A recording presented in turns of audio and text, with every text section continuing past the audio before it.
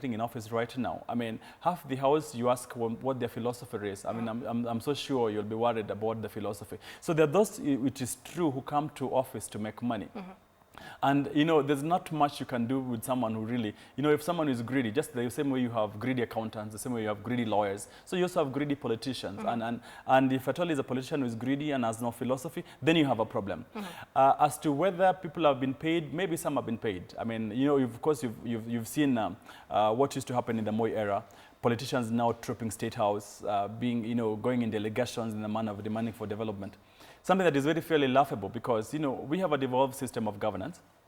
That means every county, for example, my Homa Bay County, we have a governor who has been given 4 billion shillings in the past few years. What I should be doing as a member of parliament is liaising with my governor in terms of ensuring the small money that we have is used fruitfully and also used very economically. But for people to still be trooping State House in the manner of looking for development, I think that is a fallacy. It points to the direction of politicians of greed. As to whether Raila and ODM is suffering in the Western Kenya, I don't think so. You see, the thing about politics is just like taking a flight, is that before takeoff, it's always turbulent. Right. When you're about to descend, there's always turbulence. So this is not new, that, for example, you know, it's the election year. We're actually in the election year, because 1 year from now, August 2017, there'll be an election. So you expect people who are greedy. You know, most people want to get into government. You know, government has allure. Government has, you know, things that you can take with you. So if you're going to be looking for government allure, as opposed to fighting for civic space, as opposed to fighting for fundamental freedoms, then you must, of course, want to align yourself with what looks like prospectively going to be government. But I really think it is short-sightedness, in the very least, for people to really think that if you hooked up with Jubilee or if you hooked up with Uhuru and Ruto, then you're going to be in government. I really think it's not proper, because as it stands right now, we know for a fact that any coalition that has ever won the election is a coalition that is formed in the year of the election.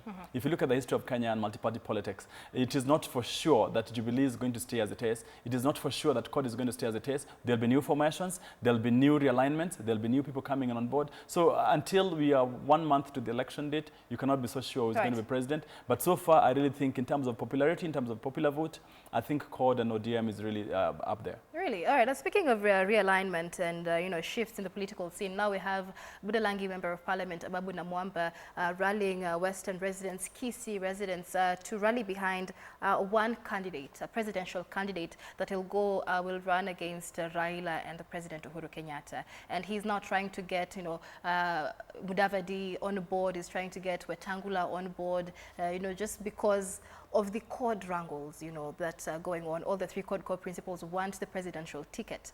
So let's begin with the first part. Do you think that that move by Ababu Namwamba will materialize, and what impact will that have to have another presidential candidate?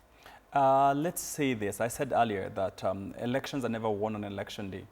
Election day is about validation of the vote. Right. So far, we have two front runners. One is Raila Odinga. The other one is President Uhuru Kenyatta.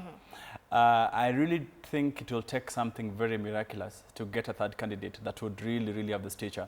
I mean, you've also looked at opinion polls. Most Kenyans will not be believing opinion polls, but at least it gives us a bit of feel of the thumb of the country. Raila and Uhuru are straight ahead. It will, the only formation is how much more Raila hits into Uhuru's stuff. That is what we should be discussing, and maybe how much more Uhuru hits into Raila's stuff.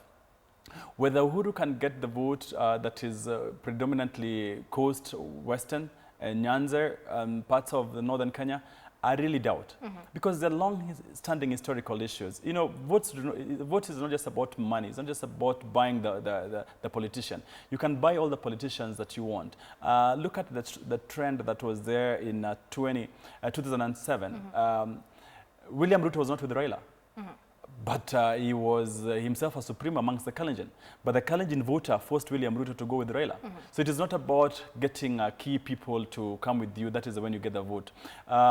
Many politicians might leave Raila, might leave Raila's camp, but the people eventually will be the ones giving direction, strategic direction. And we saw that in Raila's tour of Western Kenya. Right. That people still turned out in large numbers. People still believe He's the reason why. I know there are many reasons why people believe in Raila. I mean, I've traveled far and wide this country, and the reason they believe in Raila is because they really think that this kind of autocratic government, this kind of thievery that goes on in Jubilee can only be dealt with by Raila. So it does not matter who you bring on board. I mean, it might look very handsome, it might look like he has so much money, but people vote a candidate for particular reasons, and I really think the reasons why people believe in Raila is they really want that fresh break that someone can then give us a good path to go, and that is why I really think it doesn't matter who leaves Raila right now.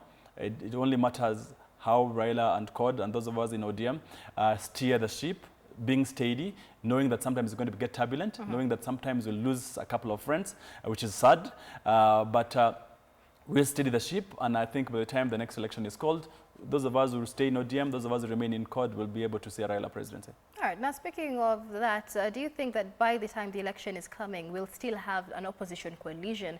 Or, you know, of course, because all the three core principles want that ticket, also with these purported cracks, you know, in the coalition. So as a member of ODM, what's really going on when it comes to the nominations? Kalonzo Musyoka said he was supposed to be the flag bearer. Wetangula is saying, oh, Raila, you need to step down because you've never won an election. Let the rest of us who can win, you know, stand, you know, take the ticket. What's really going on there? I think every politician who runs with office, once you become a member of parliament, once you become a senator, once you become a women MP, you think you can be president. That is the other thing. And I can tell you that all politicians are ambitious. But the only thing that stops us, you know, ambition ought to be tempered with reality. Right. You must be aware in terms of your ability, a bit of self-awareness, so that it is not possible for me, for example, right now to say I want to contest for a particular seat when I really know, one, whatever it will take, I might not have the networks. So what you're saying is Wetangula and Kalonzo Musyoka do not have the capacity to win this election? I am just saying that politicians ought to have self-awareness. I'm not saying Raila or Mudavadi or someone else. I'm just saying, as a politician, you must look at your political base. You must be able to look at what is my network, what is my value add, and which are the voting blocks that I'm able to tap on. So that, you know, I just told you that there's nothing that stops Neto Agostino, MP for Ndiwa, for example, to proclaim that I want to be governor of Makueni County, for example. But you see, the things that will stop me from being governor of Makueni County is that, one, I have to be self-aware. Do I have the networks to win Makueni County? Do I have what it takes there? Can I speak the Kamba language? So some of those things, yes, whereas I'm a politician, I must be self-aware. So in terms of who becomes a CORD flag bearer, I think the jury is out there. And I think even my colleagues in CORD, the CORD core principles also being honest, they really know that it will be good if Raila, for example, was a flag bearer. But he's lost the election, was it twice already? It does not matter even if you lose the election 4 times. I'll give you the Abdoulaye Wade of Senegal, having lost 4 times, at the age of 72, was still elected president. If you look at Mohamed Buhari, Buhari was a Nigerian president right now, having won an election, having been president, lost several times again, but then is still president at Raila's age. So there is nothing, for example, that tells you if you lost an election. I know history is rife with examples of people who have lost elections once or twice. But the other thing, you know, the truth of the matter being told is Raila's 2007-2008 election was stolen. And the record is out there, and everyone else knows it. So it's not about him having lost an election. It's about him being subjected to a fraudulent election. And that is why CORD is asking, can we have a fair and square play field? If the playing field is square, a clean voter register, good commissioners, take this to the bank, Raila wins the election very early. Because, you know, apart from sections of the Rift Valley and sections of Central Kenya, I don't really think, having traveled this country, Uhuru Kenyatta and William Ruto have support elsewhere.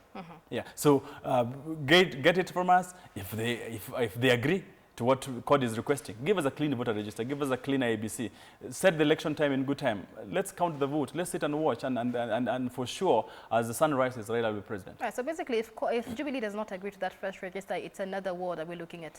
It's not about a war, and I told you that Kenya should be greater than Jubilee or CORD.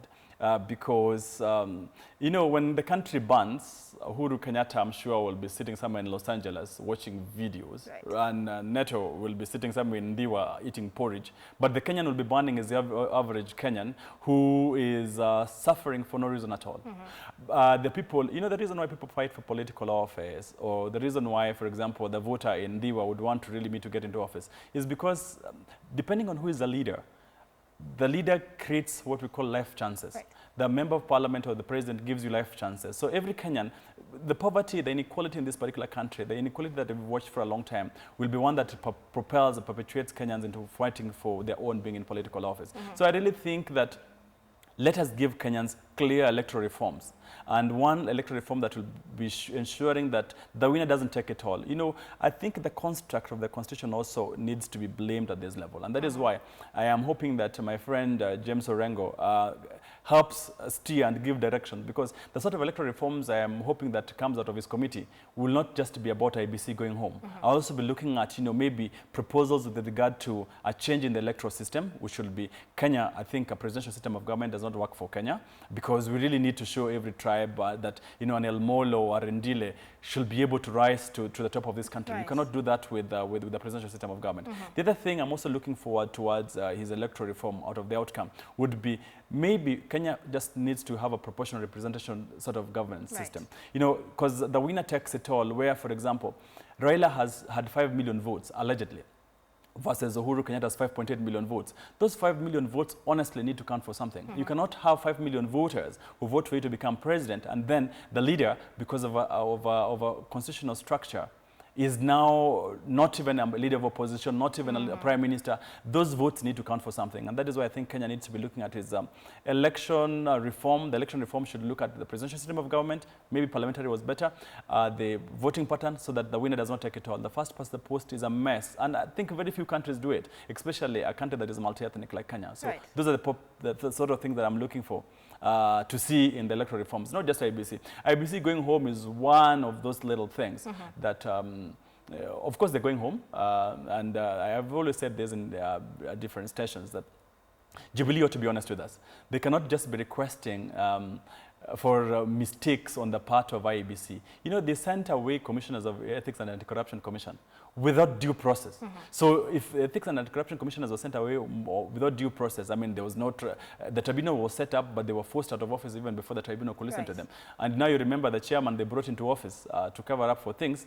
Less than 3 months in office is already in mega scandals. So what we're asking Jubilee to do is, let's agree that Kenya is greater than the two coalitions. Let us agree to have fresh commissioners. But apart from having fresh commissioners of IEBC, let's have a clean voter register. Apart from having a clean voter register, let's also look at long-standing and overarching electoral reform issues. Okay, all right. So time is not on our side. Let's move on to youth leadership. You were the youngest member of parliament in history, in Kenya's history, to represent the constituency. How has your journey been? What did you tell the young people out there when it comes thinking of joining leadership, for example? First, I'd like to thank the people of Ndiwa for having had immense faith in me. You know, at the time I was running for office, I was a poor young boy, son of a poor primary school teacher. Not so much to write home about, my sandals as usual. But I think the people of Ndiwa, out of a probable 27 members who ran for that particular by-election, in their wisdom, they thought I should really run for office, and they made me member of parliament. I really, really owe them a lot of gratitude, and I deeply, really. Each time I wake up in the morning, you know, you look at the poor boys not being able to be in school. So we try in a little way to ensure that you make sure that bursary is equitable, that you try to look for extra means of making sure that some poor boys and girls go to school. You know, I looked at women. You know, one of the days I was in the campaigns, and this is a story that really tags my heart. A pregnant woman was in labor in my car. The hospital that was there was many kilometers ahead. So the woman actually was in labor. I was running for office, my little car there, and I thought that if we improve the amount of healthcare in Diwa, and so far, 12, 13 new health centers I've done in the past 4 years. Things that really make me happy in terms of the improvements that I've helped do in Diwa.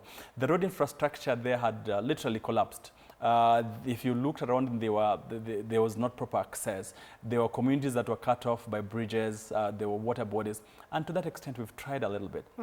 You know, there were things that ordinarily,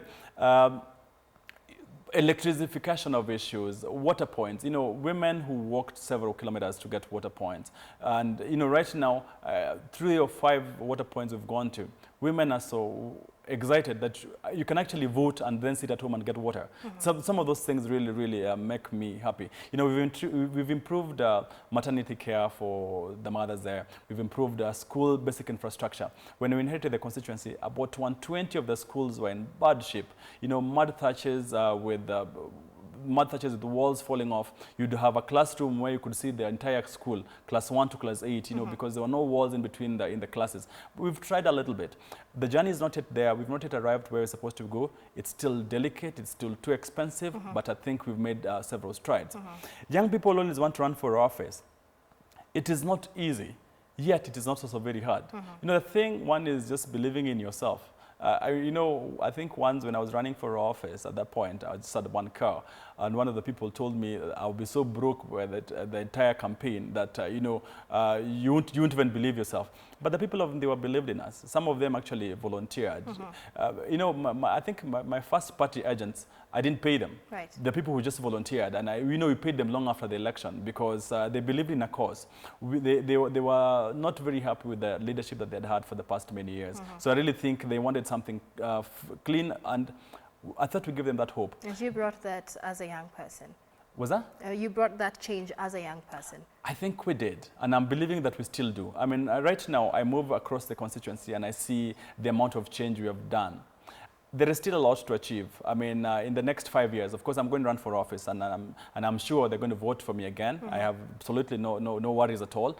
If in the next 5 years, what we're going to do is we're going to have the first 5 years we've spent about doing infrastructure, making sure that the roads work, making sure that there's electrification, making sure there's a bit of water across the place, making sure that boys and girls go to school. The next couple of years, the next 5 years, we're going to spend more on economic social rights issues. You know, we're going to make sure that people have more money in their pockets right now. We're going to make sure that people get placement in terms of jobs, because we've just been raising the human capital in terms of taking them to school. So I'm hoping that in the next 5 years, when it comes to 2022, I'll be looking back and saying that the past 10, 11 years that the people of Ndiwa gave me, I did my bit, and perhaps then it will be time to go and drive trucks or do something else. Absolutely. Yeah. All right. So unfortunately, we have to wrap up the show. Time is not on our side, but that has been Agostino Neto, Member of Parliament for Ndiwa constituency. A clear, indication that young people can bring change to society. He was elected at the tender age of 35, by far the youngest person to represent the country at the constituency level